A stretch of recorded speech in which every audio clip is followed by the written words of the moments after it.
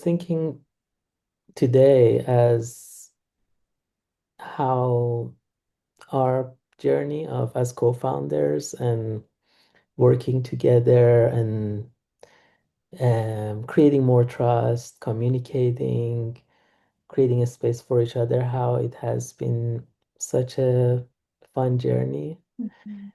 in last few months since we both moved to San Francisco.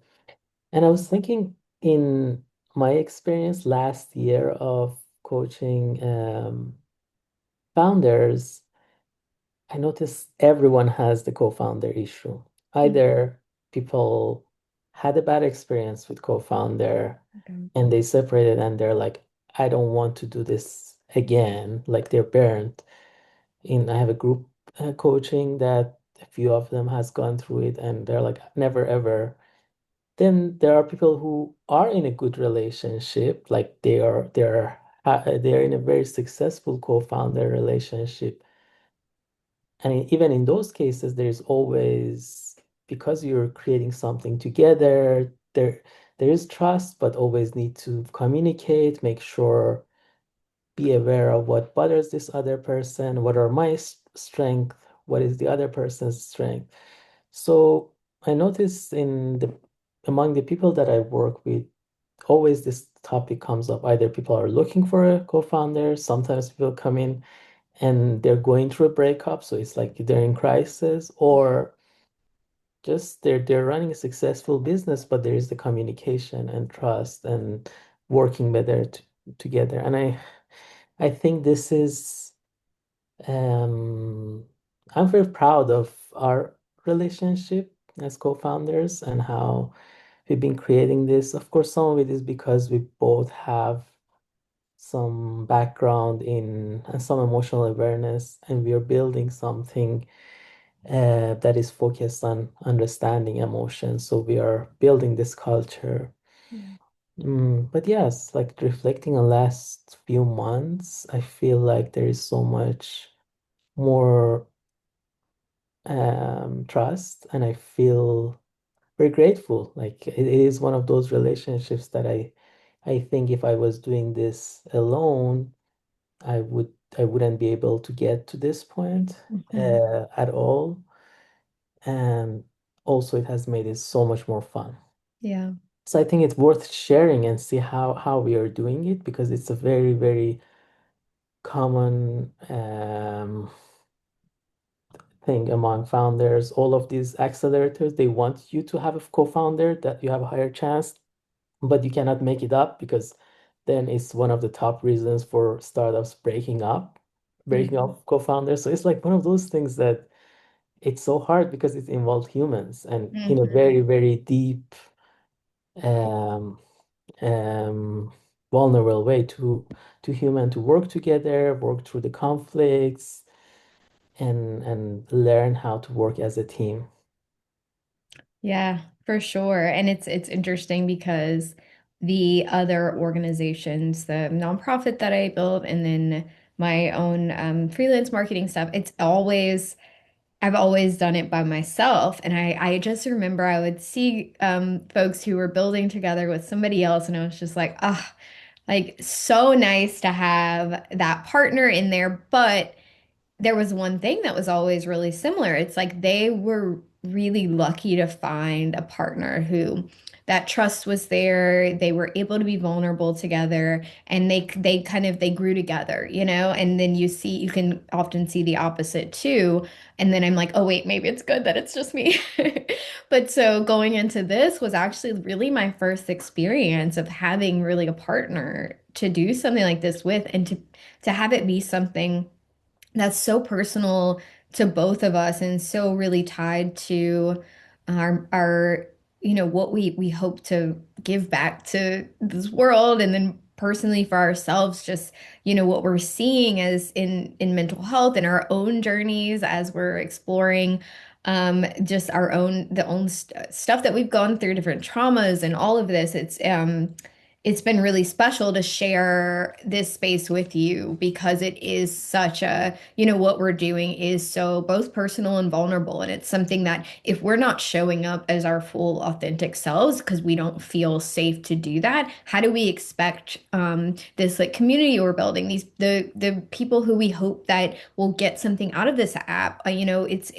It starts here, and so it's been really, like I said, just really beautiful to walk with you along this and to learn from you, and to feel and to have the space to feel even if those feelings are frustration, or if those feelings are a bit of sadness or excitement or anxiety or pure joy, like all of those things, to be able to just have the space to openly feel and explore those with you has been, I think, just invaluable to this relationship and to what we've been able to build so far. And so I see it doesn't, sometimes there'll be obstacles that get in your way and they really like make you question, should I just give up?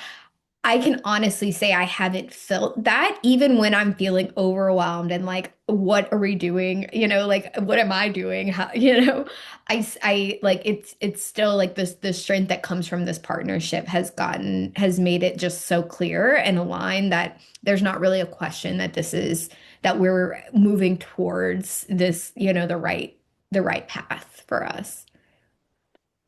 Yeah, I think when I was, first of all, that's thanks for sharing it. It feels so good to hear that.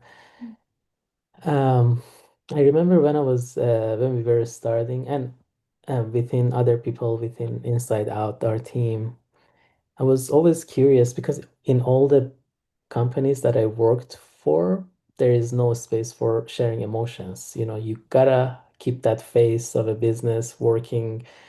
Uh, there's none of that, and I was curious if it is possible to bring that in because it's not professional to share frustrations, excitement, all of it.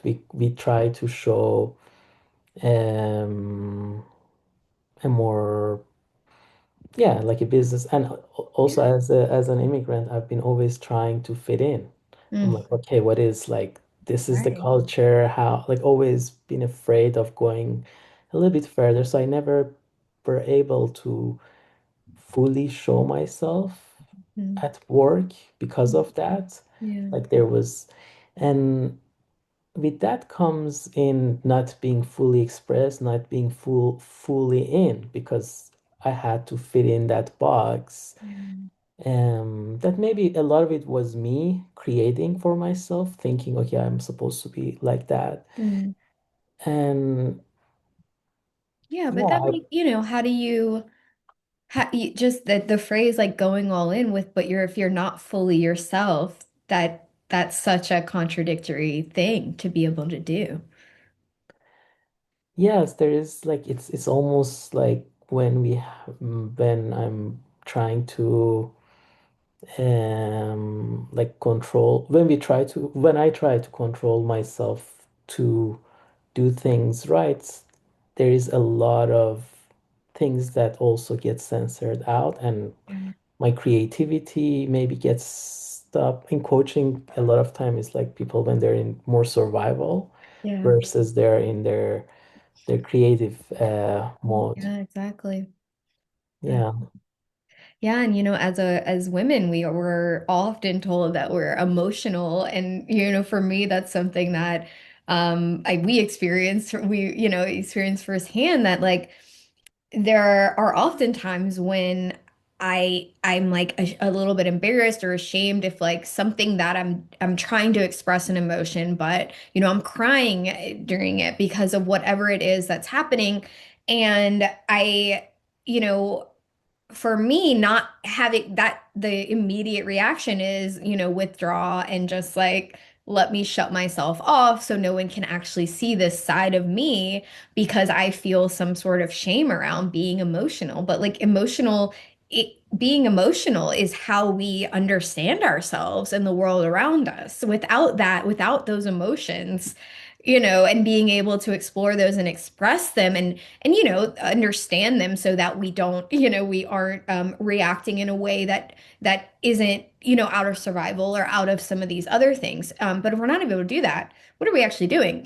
I don't ever, if I can't fully, just like you said, like if I have to mask that to be a professional, to be in, a men's space where oftentimes women are looked down upon because of these things, but to be able to show up here and just be like, okay, I'm not sad. I'm not upset. I am crying right now, but this is why. Like, let me tell you what I'm actually feeling. And to have that like safe space to do that. I keep saying safe space, but it's for me, like such an important piece of this, and that's something that, I hope in all areas of my life to start moving towards is to feel that safety. Because if I feel safe, I can breathe, I can be myself.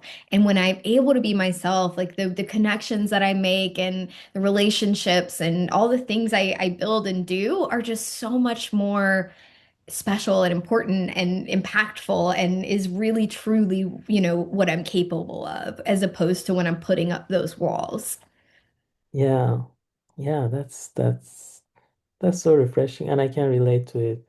Mhm. Just yeah, much more power, much more creation, much more just being fully ourselves Yeah. versus censored. This reminded me of, so I was also afraid of emotions like most other men, or I had a negative look towards them because I think my dad didn't have a good control over his emotions and things would impact him and he have react. And Mhm. in my mind, emotional meant people who are like are unpredictable. Mhm. And I remember a very big turning point in my, so I was like, I'm logical and I studied mathematics and I could Yeah. plan things and think about things and I was very logical. That's how I was getting a lot of um, a lot of attention and praise that, oh, you can think through things very logically. And I remember I did a lot of psychoanalysis, and at some point, I noticed my psychoanalyst noticed that how much I'm not uncomfortable. I have a little bit of negative point of view towards emotion, and because of that, I cannot fully feel them Yeah. because I was thinking it's unpredictable. And she told me, you know that all of us have it. Like you have it. Either you notice it or you ignore it and push it away. And then I realized my dad actually, the reason that he was unpredictable with his emotion was sometimes this because he wasn't aware of them. And Yeah. that's how it shows up. Yeah. Versus just being with them, all of us have it. All the humans have these emotions, and they're just move through us when we can notice it. And actually that's um that and that moment I realized actually my thoughts are defining who I am, but more than that, my emotions are the closer thing. As if I want to see who is Nima in a unique way, Yeah. is what is happening inside me within my emotions. Because before that, I was thinking, okay, me, my thoughts. I know they're very connected, but that was such a big realization, and then it got me through this journey of being more and more curious about emotion, be more comfortable with them, be noticing my own emotions when I'm scared instead of or anxious instead of reacting for a second, pausing and say, okay, what does this feel? What is there? And I don't need to stay there just for a moment. And then in coaching, it came more and more as I've been working with people. I was lucky to be trained in a coaching methodology that is very focused on ontology and being. And so we had to listen and be with emotion. And that was the next step that I got to really be comfortable as people are going through the emotions. And I'm like, wow, it's just the most natural thing. Like there is nothing to run away to be uncomfortable with it. Of course, we're not talking about that level of I know you have a background in mental health, and we're not talking about like at work to go so deep, like Right. coaching and therapy, to bring Right. all of those emotions. But I think to both of us, that has given so much, just being comfortable with them. Yeah, yeah, absolutely. And it's interesting because so when I first reached out for help with my own mental health. I was dealing with depression and anxiety. It's interesting because like the first thing that I did was I wanted to understand my brain. I wanted to understand what depression was doing, what anxiety was doing. I went the logical route. I really I and for and it did help. It helped to kind of understand it. But as the more I've been exploring and so being in mental health and having gone to school for it and having that background, I have a lot of self-awareness. Okay. So, and that's not to say that I'm a expert in my own mental health by any means. I still struggle with depression and anxiety. But it's interesting because the thing that has started showing up or making me recognize is that I did a lot of work logically trying to understand, kind of like you did with your thoughts. That's a part of how we navigate things and how we can manage our emotions and our actions is attacking is challenging those negative thoughts a bit. But I think I'd been doing a lot more of that and a lot less of exploring how I actually feel. And that's a big question for me that is still kind of looming. It's like I know that I usually deal with X, Y, and Z like this. I know that it comes from a history of a particular trauma or something that I've been through. I can pinpoint like when I first experienced this, but I haven't actually stepped back to say, what are the emotions that are coming up? Remembering that, or that it's still showing up in this way, or how is it different from those like emotions that I experienced when I was going through that versus now? And and not to really change it, but to understand it and sit with it and explore, what that feels in my body, and then that see how that really like what does it mean? What is the fact that um this actually came up with a coach that I'm working with right now. The fact that I was starting to have a lot of fears around this idea of of reaching out to these people that I've connected with at events or reaching out to investors to just ask for help, and I was like, huh, that's interesting because at the very base it's I'm happy. I love connecting, I love reaching out, but I feel like unless I'm like, I will do this for you, it feels weird without a personal relationship for me to ask for help. And even with a personal relationship, asking for help. And we explored, we looked back at like when were some of the times, and it was obvious when some of the times when I was younger where this started. And then we did some somatic work and started to explore like where I was feeling that. And then so after that, it's just been on my mind. It's been on my mind a lot. And so I realized out of all of that, I understand it. I know where it came from, but I actually haven't explored what those emotions really look like. I mean, fear is an obvious, that obvious emotion, but is it fear or, I also love connecting with people. There's so much joy and excitement in that. So it was like, wait, I'm having these very conflicting emotions at the same time. How do I work with those? How do I like sit with those and explore like what sides of me? So maybe that fear is because some of it feels inauthentic. Yeah, that makes sense. Like going and like selling yourself for me feels inauthentic. So what about I tap into like this, like we're doing now? How do I use that to then to you do it in an authentic way that doesn't feel like it's going against who I am? So it was like exploring the emotions and actually taking a step back helped me to like maybe take some steps to like do something a little bit that feels more like me. But wouldn't have Mm. done that if I just was like, oh, I know where that comes from. you know? Yeah, that's so cool. That's my favorite thing that happens in coaching. Yeah. This realization and exploring the emotions. And actually those are a lot of time the aha moments Yeah. that I notice. And but that's what we are trying to capture in Insights Out, both the patterns of emotions and the aha moments. Um, so I know this is our first kind of um, open stand-up sync-up. We do this daily, but we were trying to just show how we connect. And today we talked about emotion. How are you feeling about where we are? We're getting close to beta lunch.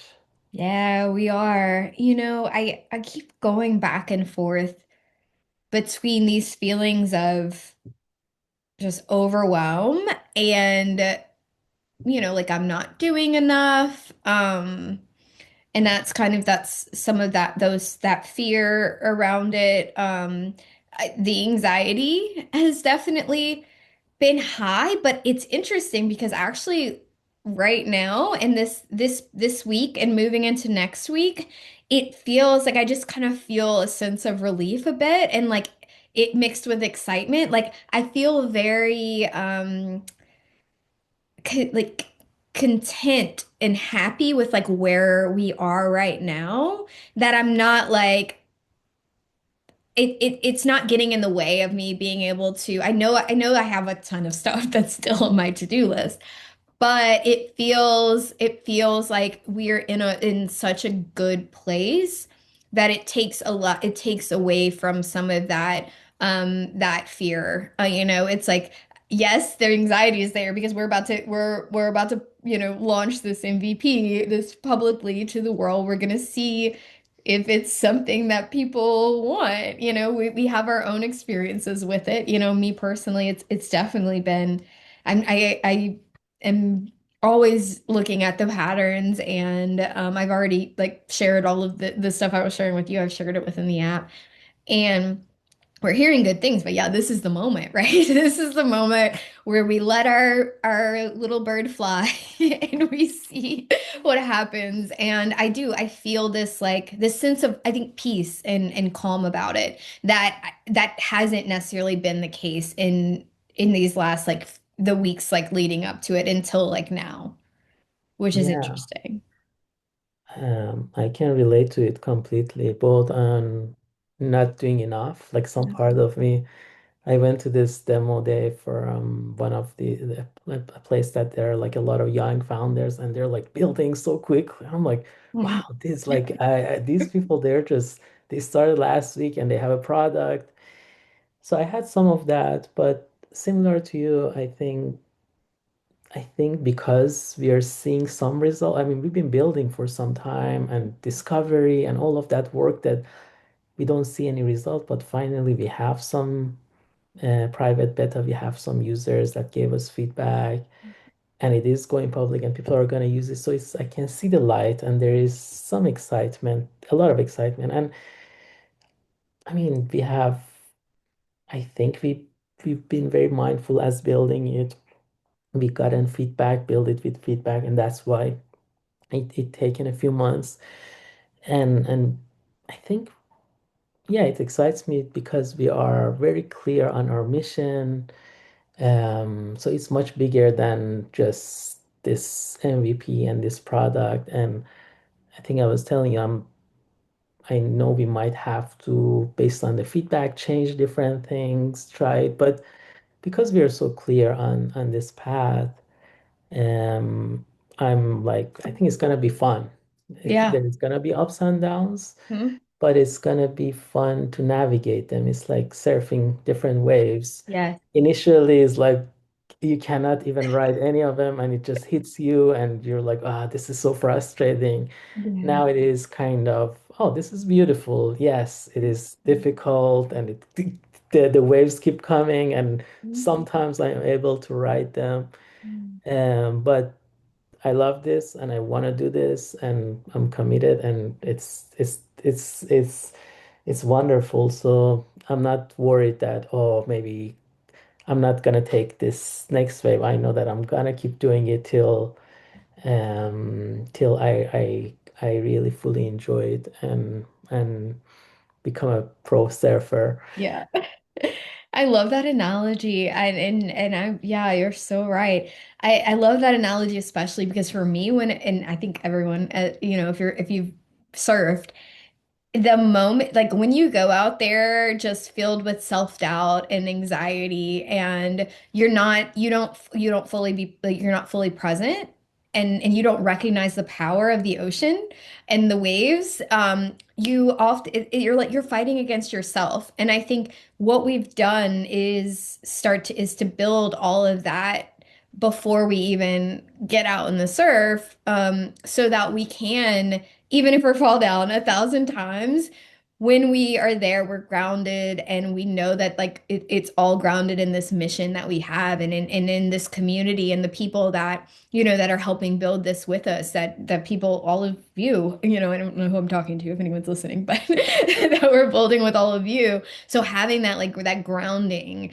is such an important part. And I think, yeah, that exactly is like, I feel so strong in that. And we're gonna go under. I mean, I surfing sometimes I'm just holding my breath, knowing that there will be another breath. Yeah, But that's okay because I still find that clarity there and we're still moving forward. So I love that. And I just love the ocean. So that what a yeah. great analogy.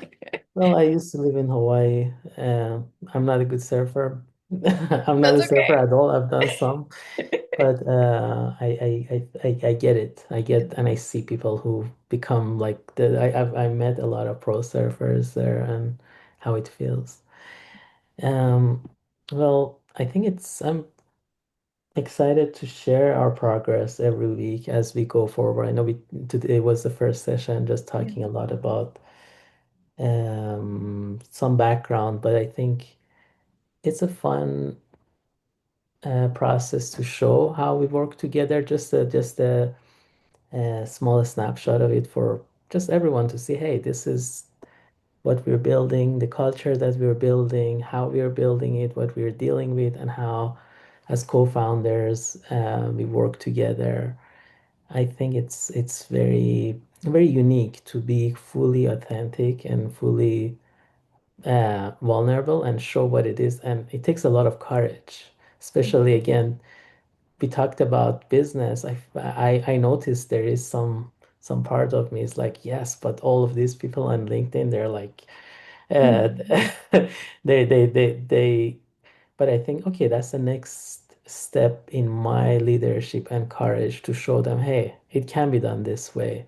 Yeah. Um, and I'm very excited to share this journey with other people to say, hey, you don't have to do it that certain way with more emotional awareness. You can build a very fun culture and have a very fun journey as building a startup, and you can get much more done, be much more resilient. Yeah. Because I think that's the other thing. We've been very resilient because of the fact that we can be with each other's emotions. Otherwise, those ups and downs, we won't survive unless we can hold the space for each other, listen the other person's as we are going through these things. And that's resilience. Yeah. Absolutely. And I'm excited as we build out our teams too to really have this be a part of all of it. I'm looking forward to that and I feel really good about leading together and I think we're gonna have a lot of fun. Yes. And yeah, if anybody, has stories they want to share or anything like that, definitely connect with us. We love, yeah, we want to work together, because we can't do any of this alone, right? Yes. Yes. All right. Well, that's a wrap. Yes. We'll Okay. share more next week. Yeah, yeah, we'll What do is these coming up? weekly. We'll see what are the emotions next week Right as after. we get real close to the launch. Yeah, and don't worry, we're not just this like toxic positivity. We're gonna we're gonna be real when stuff gets real. Yes.